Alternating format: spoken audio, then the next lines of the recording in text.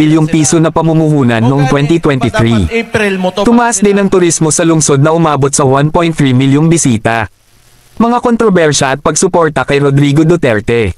Kilala si Baste hindi lamang dahil sa kanyang mga proyekto kundi pati na rin dahil sa kanyang matinding suporta kay Rodrigo Duterte. Noong ika-28 ng Enero taong 2024, lumahok siya sa isang rally laban kay Pangulong Ferdinand Bongbong Marcos Jr. kung saan tinawag niyang tamad at incompetent ang Pangulo.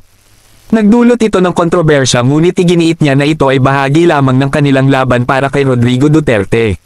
Matapos ang pagkakaaresto kay Rodrigo Duterte noong Marso taong 2025 dahil sa mga paratang ukol sa crimes against humanity kaugnay ng war on drugs, nag-file si Baste kasama ang kanyang mga kapatid ng petisyon upang ilabas ang kanilang ama mula sa detention center. Itinaguyod nila ito bilang paglabag sa pambansang soberanya at due process. Personal na buhay. Si Baste ay kilala rin bilang isang masugid na surfer at madalas mag-post tungkol dito.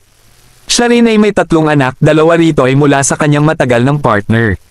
Sa kabuuan, si Sebastian Baste Duterte ay isang mahalagang figure ay hindi lamang dahil siya ay anak ni Rodrigo Duterte kundi dahil din sa kanyang aktibong papel bilang leader lokal at tagapagtaguyod para sa mga isyu hinggil sa pamilya at politika.